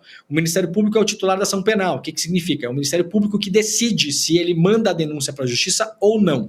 Muitas vezes o Ministério Público Federal faz o seguinte: eu vou mandar isso aqui para a PGR e a PGR vai tocar isso aqui com o Supremo, porque aí depois o Supremo pode decidir que não é caso do Supremo. Então, para dar todas as garantias legais, para que não tenha depois a teoria da árvore do fruto envenenado, que você possa dizer, não, teve um procedimento aqui que não era, como foi o caso do Flávio Bolsonaro com a questão do COAF, né? Não era para ser não sei aonde, tem que ser na justiça não sei o quê. Então, muitas vezes, por uma questão de cautela e segurança, se remete ao STF e depois o STF pode falar, Chico, olha, isso aqui a gente analisou, não é com a gente vai remeter de volta para a primeira instância. Isso pode acontecer também. Tá bom, Demore. Valeu. Obrigada, muito Demore. Assunto, né? Muito bem. Mas tá aí. Até amanhã. Obrigado, gente. Lessa, Marielle, tem Moro, né? E agora nós vamos falar de violência na Bahia, de assassinato. Assassinato mesmo, Chico. A gente vai falar do ataque de fazendeiros que eles organizaram contra um grupo, né, indígena Pataxó, Ranranran, no sul da Bahia. Hoje a ministra dos Povos Indígenas, a Sônia Guajajara, foi para essa região. Ela anunciou, inclusive nas redes sociais dela, a gente tem esse trecho do anúncio aqui, e o Ministério diz que essa ação ela foi organizada por mais ou menos 200 fazendeiros por meio da rede social, via WhatsApp. Olha só o que disse a ministra Sônia Guajajara. Hoje vou à tribo indígena Caramuru, Catarina, Paraguaçu, com uma comitiva do Ministério dos Povos Indígenas acompanhar a situação após o ataque contra o povo Pataxó e assassinato da liderança Nega Pataxó, que é uma magé, que é o feminino de pajé, que foi assassinada. Um dia muito difícil, seguiremos firmes na busca por justiça e paz para os povos indígenas. Olha, e Rogério Jordão, nosso redator, acaba de informar aqui que a ministra já está no território indígena. Exatamente. Esse ataque aconteceu no domingo, perto da cidade de Potiguara, que a gente tem inclusive um mapa para mostrar mais ou menos onde fica, para quem não conhece a região. Esses fazendeiros aí, a região de Potiguara, tá vendo ali a capital Salvador, Potiguara é mais ao sul da Bahia. Isso, Potiraguá, exatamente, perdão, Potiraguá. E os fazendeiros, eles atacaram essa fazenda que estava ocupada antes de qualquer ordem judicial e foi morta justamente a magé, a Maria de Fátima Muniz Pataxó, e foi ferido também um cacique, o Nailton, uma liderança local também importante. Os indígenas, as lideranças indígenas deram depoimento e aí eles tiveram o apoio da Polícia Militar, de acordo com a declaração deles. Bom, vamos chamar o Chico Sá para contar essa história para a gente. Chico Sá, boa noite, querido. Bom falar com você. Infelizmente, sobre violência contra os povos indígenas, né? Boa noite, Gabi. Boa noite, Chico. Salve, boa noite, audiência. Esses ataques, eles acontecem há pelo menos 10 anos, né? É uma área que vive, ora a justiça dá ganho de causa aos indígenas, ora muda para os fazendeiros. Normalmente, óbvio, como tudo nesse país, a justiça tende sempre a dar ganho de causa aos fazendeiros, mas no momento o povo indígena daquela região retomou a posse da terra. E os fazendeiros da área, cerca de 200 fazendeiros inconformados, partiram para esse ataque. É um grupo que é chamado entre eles de Invasão Zero. Veja eu ia chamar de ironia, mas é o cinismo. Veja o cinismo desse nome. Eles chamam Invasão Zero. Essa região, os indígenas estão nessa região 1 milhão de anos antes da primeira missa aqui no Brasil, que foi realizada aí pertinho desse ataque dos fazendeiros. Então, os indígenas estão por aqui muito antes de 1500, e agora vem um grupo de fazendeiros da Bahia e batizam, nomeiam a operação de invasão zero. Eu te pergunto, Gabi, eu te pergunto, Chico Pinheiro, e passo a pergunta também para a nossa audiência. Quem é o invasor dessa área, minha gente? O invasor dessa área, claro que são os fazendeiros. É muito cinismo batizar uma operação violenta dessa de invasão zero. Invasão zero o quê, cara pálida? Qual é? Que história é essa? Um povo que está aí, um povo originário, que está aí antes de 1500.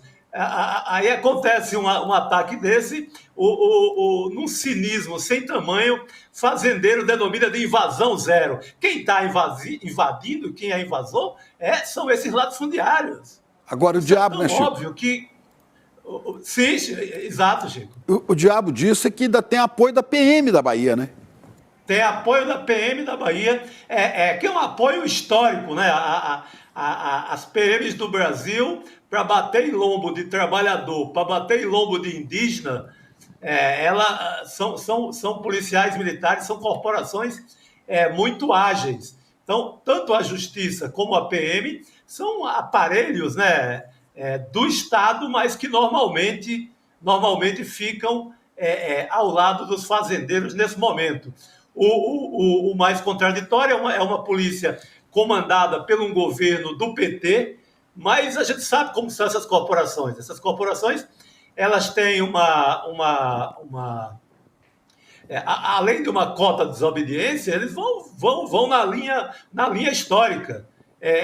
Pau no lombo de grevista, pau no lombo de indígenas, da natureza política dessas polícias, da natureza ideológica dessas polícias agirem dessa forma. Agora, o que a gente espera, né, num governo de esquerda, no governo do PT, é que dê regra e compasso, a essa polícia, que não deixe a polícia, nesse momento, como aliada natural dos fazendeiros. Aí é que tem que ter um pulso forte, não é? Um poder de mando forte do Estado sobre a sua polícia. Não pode deixar que essa aliança entre fazendeiro e força policial se dê mais uma vez no Estado governado pela esquerda. O Chico, mais grave é que essa polícia militar da Bahia, né, a Bahia hoje tem um governador do PT, Jerônimo Rodrigues, eu até conheço, um sujeito sério, cara comprometido com valores sociais e justiça e tal, mas ele é o governador, tá aí nosso Jerônimo.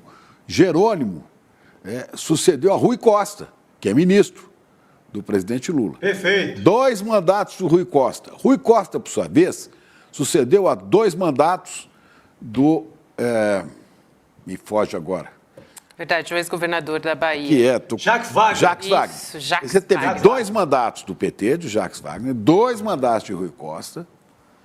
Você tem que botar aí 4, 4, 8, 14, 16. Já vai para 20 anos que o PT governa a Bahia. E o PT até agora não dá conta da PM da Bahia, que é a que mais mata no Brasil. É a PM que mais mata no Brasil. E esses dias postaram aqui uma coisa bonitinha, os PMs fazendo um treinamento com dança, como se estivesse dançando, né?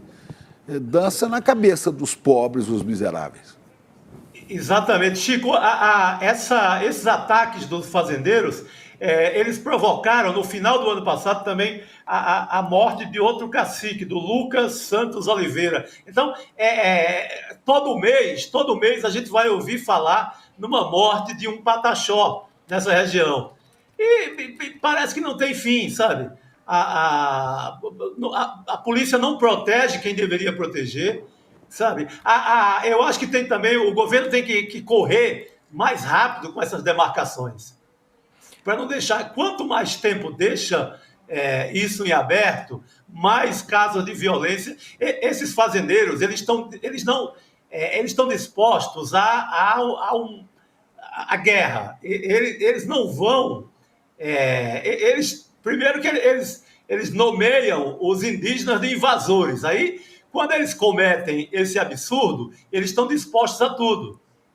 Eles são os invasores históricos desse lugar, nomeiam de invasores os indígenas e vão para a porrada. Todo mês a gente vai assistir a mortes nessa região se a polícia da Bahia, se o governo da Bahia não colocar ordem nessa área. Hoje tivemos o aniversário de 40 anos do MST, do Movimento de Trabalhadores Sem Terra, que é esse movimento social, que talvez seja o movimento social mais solidário, mais importante do mundo. Mas um movimento que completa 40 anos exatamente porque o Brasil não consegue resolver esse problema eterno da reforma agrária. A terra, seja de indígena, seja de trabalhadores da agricultura familiar, da pequena agricultura, no Brasil, é uma novela histórica e eterna. A gente ainda tem a posse da terra como o fator de muitas mortes, fator de guerras de tempos medievais. Sim. Pois é, Chico, agora, se o governo da Bahia não dá conta da sua polícia militar, então peça socorro a Brasília. Mas é só não pedir aos ex-governadores, porque eles também não deram conta, né? Vai pedir ao Ministério da Justiça, quem sabe o ministro Lewandowski vai dar um jeito lá. Vamos continuar acompanhando, que é bastante importante, né, Chico? E grave essa informação que você trouxe. Mas hoje a gente teve um outro anúncio muito importante que a gente precisa trazer aqui essa informação, de um anúncio que o governo vai disponibilizar 300 bilhões de reais em financiamentos destinados à nova política industrial, isso até 2026. Esse anúncio foi feito lá no Palácio do Planalto durante uma reunião do Conselho Nacional de Desenvolvimento Industrial, comandado inclusive pelo vice-presidente e ministro da Indústria e do Comércio, que é o Geraldo Alckmin, e o presidente estava lá, o presidente Lula fez um discurso. Vamos assistir a fala dele. Para que o Brasil se torne competitivo, o Brasil tem que financiar algumas das coisas que ele quer exportar. A gente não pode agir como a gente sempre agiu, achando que todo mundo é obrigado a gostar do Brasil, que todo mundo vai comprar do Brasil, sem que a gente cumpra com as nossas obrigações. O debate a nível de mercado internacional, ele é muito competitivo, ele é uma guerra. Bom, Chico, agora parece que o negócio vai, né? Tomara todo o pacote, assim, ele é muito... ele desperta otimismo, né, no setor industrial. Foi tão bem recebido, assim, pela classe política, para você ter ideia, Gabi, que um ex-líder do governo Bolsonaro, o Ricardo Barros, deputado federal pelo Paraná, que agora virou secretário lá do Ratinho, saiu todo entusiasmado, elogiando o plano, dizendo que o plano deu certo. Quando ele elogiou, os bolsonaristas foram para cima dele, todo mundo ficou revoltado porque ele da oposição elogiando, mas é um pacote, né, uma medida muito otimista, porque primeiro que ele dá ele tira do país aquela ideia de ser um grande fazendão, que o Brasil seja apenas uma fazenda antiga, exportadora de soja ou de outras commodities, ou exportadora de ferro. Coloca o Brasil, vai colocar o Brasil em condições de competir com outros países no campo industrial, na área de tecnologia, sabe, em áreas que o Brasil deu a Deus. Olha aí, Gil. Por conta de um sucateamento total de 2016 para cá, e também até pelo estrago, a gente não pode esquecer o estrago que a Lava Jato fez no Parque Industrial do Brasil.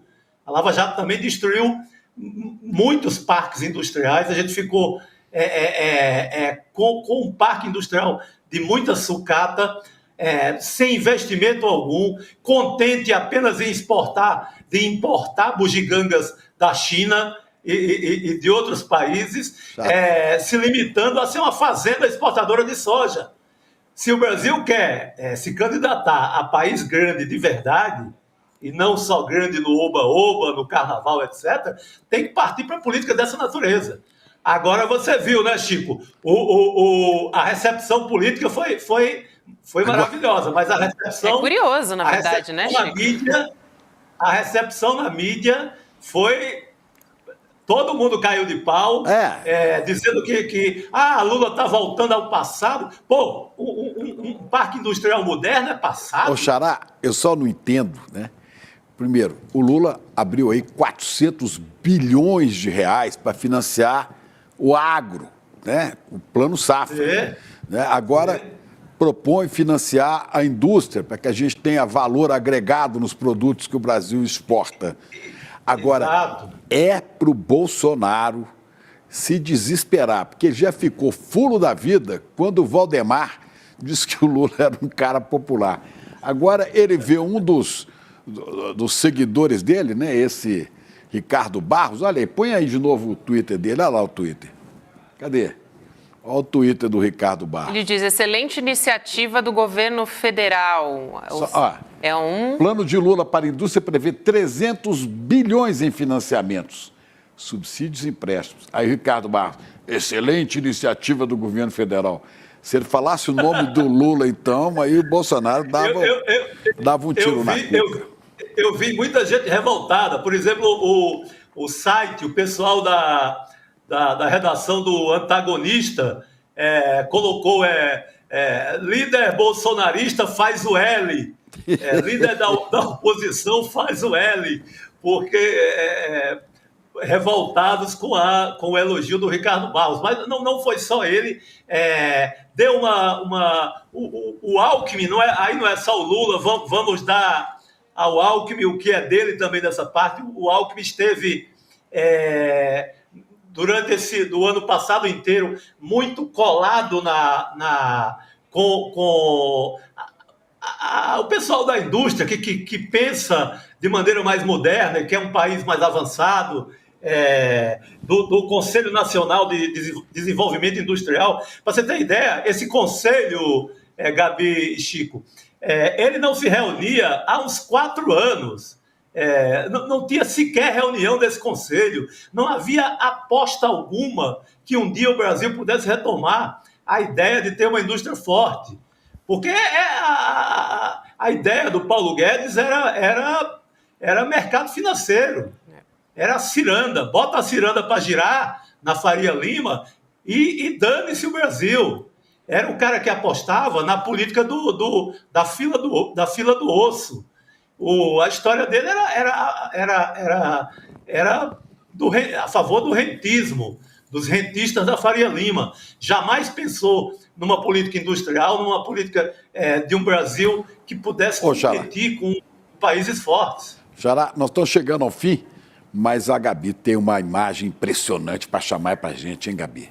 Opa! Sim, a gente vai encerrar, na verdade a gente vai encerrar o programa também, mas já que o Chico está aqui com a gente, né, com uma imagem de esperança, uma imagem de otimismo, porque a gente está precisando, né, Chico? O mundo inteiro está precisando de esperança. Pelo amor de Deus. 1 milhão de pessoas que saíram nas ruas da Alemanha no domingo para se manifestar contra a extrema-direita. Esse foi o 2º dia, inclusive, de manifestações contra o partido extremista Alternativa para a Alemanha.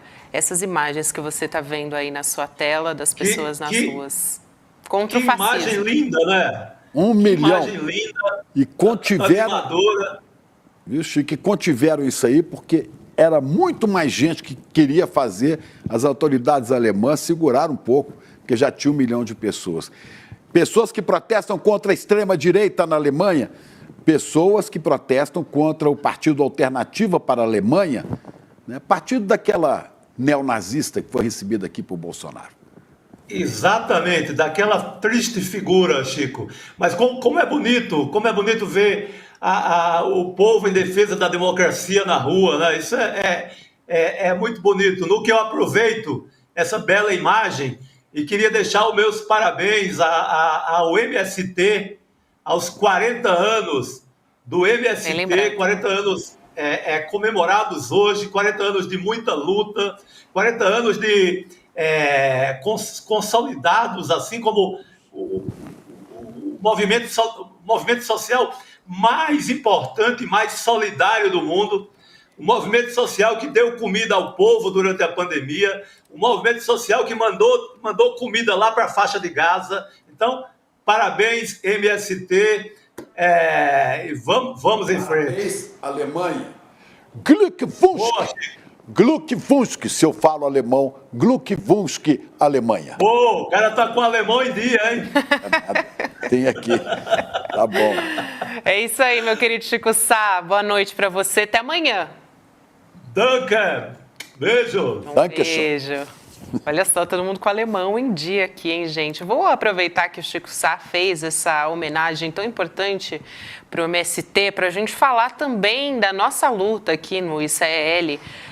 A campanha que a gente está lançando agora em 2024, a gente acabou de começar o ano, a gente continua enfrentando ódio, fake news, conservadorismo. Ainda bem que a gente tem movimentos de resistência como esse que a gente viu na Alemanha, mas a gente ainda tem o fascismo, o conservadorismo à espreita, ameaçando voltar ao poder, e a gente, o ICL, comprou essa briga. A gente quer você do nosso lado para continuar defendendo o jornalismo e também a democracia, porque é isso que a gente defende aqui com o nosso jornalismo todos os dias no ICL Notícias. E para fazer isso, você faz a sua assinatura no ICL, além de estar apoiando, claro, o nosso jornalismo, o ICL Notícias, que você assiste aqui todos os dias, você também tem acesso de quebra a mais de 250 cursos nacionais, internacionais, série, conteúdo original, como o que o Chico preparou no final do ano, de Natal, um especial de Natal. Isso tudo fica disponível para você que faz a assinatura na plataforma do ICL, que está de cara nova para 2024. Vamos assistir esse vídeo. A extrema-direita segue com força total em nosso país. E o conservadorismo ameaça tomar conta do mundo. A inteligência artificial distorce a realidade que conhecemos. A internet está mais repleta de ódio e de fake news do que nunca. As mentiras que eles contam beiram o absurdo. Querem destruir reputações e transformar os bons em criminosos. O Júlio Lancelotti atua como um cafetão, distribui marmita, mas não faz nada para salvar ninguém. Querem reescrever a história. Vocês nunca viram uma ação que terminou em violência por parte das pessoas que participaram de várias manifestações por todo o Brasil ao longo do meu mandato quase todo. A sua sede de poder é insaciável e eles vão fazer de tudo para tentar nos paralisar de medo. Mas eles não vão conseguir nos parar. O ICL está aqui para lutar contra os inimigos da verdade. Não podemos e não vamos nos curvar. Não podemos e não vamos baixar a guarda justo agora. Nossa comunidade é a nossa maior força nessa luta contra os poderosos. Venha conosco lutar pela democracia em 2024. Acesse icl.com.br. Vamos à luta!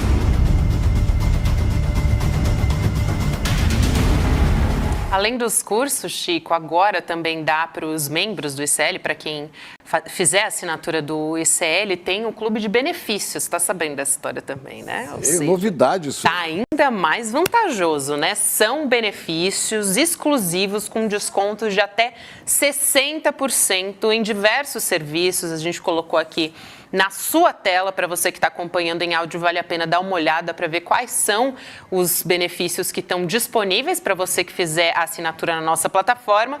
E se você assinar até o dia 24 de janeiro, então ainda tem 2 dias para você fazer isso, você vai ganhar também no plano solidário anual esses presentes que a gente vai colocar aqui.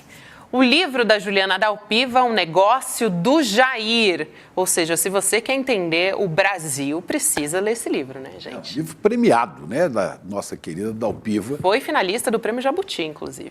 O outro livro fantástico, que é Travessia. A história do Eduardo Moreira, né? De banqueiro a companheiro. De banqueiro a companheiro. O dia que Eduardo Moreira caiu do cavalo, para lembrar a imagem de Saulo, que caiu do cavalo quando ia perseguir os cristãos. Ele era banqueiro e virou companheiro. E também o do Chomsky, que é o livro Como Parar o Relógio do Fim do Mundo, que é justamente o primeiro livro físico da editora ICL, então também importantíssimo. Aliás, essa capa também tá lindíssima, essa capa branca, né? Muito maravilhosa. Bom, então é isso, gente, é limitado. Que a gente mostrou agora mesmo, os benefícios, né? São descontos em compras online que chegam a 60%. Isso. Olha aqui, e Natura, Dell, computadores, Magalu, Lojas Maria, cinema, Drogazil, Raia, enfim, uma série de... Né? Olha, o ICL não ganha nada com isso, tá? O ICL só está tentando abrir vantagens para quem é da comunidade. Mas lembrando que para os presentes, para os livros que a gente mostrou aqui, é para quem assinar até quarta-feira, dia 24. Então tem esse tempo aí. Fica ligado para você não perder, né? Se você está querendo ganhar esses livros, tem que ser até o dia 24. Em icl.com.br/N2, você participa dessa luta com a gente em 2024. A partir de agora, você fica com Espiritualidade na Ação. E a gente vai nessa, né, Chico Pinheiro? Porque ainda tem uma semana longa pela frente. Coragem, como eu disse. Hoje é segunda-feira. Vamos nessa, comunidade ICL. Vamos, Gabi? Vamos nessa. Até amanhã. Tchau, tchau. A extrema-direita segue com força total em nosso país. E o conservadorismo ameaça tomar conta do mundo. A inteligência artificial distorce a realidade que conhecemos. A internet está mais repleta de ódio e de fake news do que nunca. As mentiras que eles contam beiram o absurdo. Querem destruir reputações e transformar os bons em criminosos. O Júlio Lancelotti atua como um cafetão. Distribui marmita, mas não faz nada para salvar ninguém. Querem reescrever a história. Vocês nunca viram uma ação que terminou em violência por parte das pessoas que participaram de várias manifestações por todo o Brasil ao longo do meu mandato quase todo. A sua sede de poder é insaciável e eles vão fazer de tudo para tentar nos paralisar de medo. Mas eles não vão conseguir nos parar. O ICL está aqui para lutar contra os inimigos da verdade. Não podemos e não vamos nos curvar. Não podemos e não vamos baixar a guarda justo agora. Nossa comunidade é a nossa maior força nessa luta contra os poderosos. Venha conosco lutar pela democracia em 2024. Acesse icl.com.br. Vamos à luta!